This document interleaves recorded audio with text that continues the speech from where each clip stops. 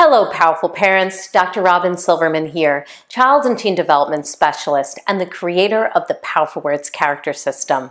The powerful word of the month for December 2020 is resilience. Today's world, especially given widespread illness, bullying, racial injustice, and financial hardship, it's been far from idyllic. It's easy to see why teachers, parents, coaches, and other adults in the lives of children want to shield them from hardships. Of course, this is impossible, and overprotecting children isn't the answer to adversity. What is? Teaching resilience. Resilience is the ability to bounce back from stress, challenge, trauma, failure, and adversity. We see it when our kids pick themselves up after they fall and try again. We see it when they study harder, try out again, make the third attempt, and solve problems even though they thought they could have taken the easy way out, but they don't. Now, there is a psychologist named Albert Ellis, and he taught that activating events or adversity could shape one's beliefs and lead to certain consequences, or ABC. The question of how resilient a person will be is dependent in this model on B, how we interpret the event. Are our beliefs about this rational and reasonable, or negative and unhealthy? For example, A, adversity. I fell while doing a certain skill. B, belief. I stink at this. I won't try again. C, consequence. I quit. Now look what happens when we change that belief. A, the adversity is the same.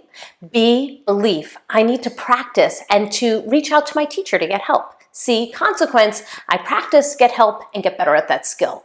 People who are resilient are problem solvers. They look at tough situations and they ask how. That is, how can I do this differently? What can I do the next time? How can I improve? How can I solve this problem? How can I cope with what life has handed me? They see themselves as powerful in making change. They are resilient.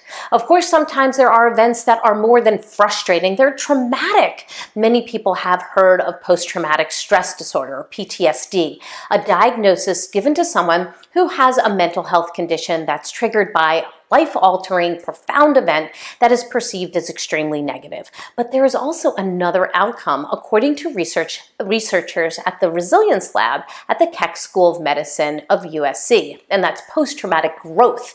This refers to what happens when those have these negative experiences but find a way to thrive. It's an illustration of resilience. I would love for you and your children to think about how you have experienced post-traumatic growth in your own life, the way you were able to forge forward in the face of hardship and perhaps even see a silver lining or some good that came out of bad. That doesn't negate what happened or make what happened better, but it is a nod towards seeing the positive even when life takes a downward turn and perhaps turning things around and building back up again. During these strange times, we need post-traumatic growth more than ever. As always, thank you so much for being part of our Powerful Words family. 2020 is coming to a close, so I am wishing you a very powerful and healthy end to this year. Happy holidays and a wonderful beginning to 2021. Thank you, everyone.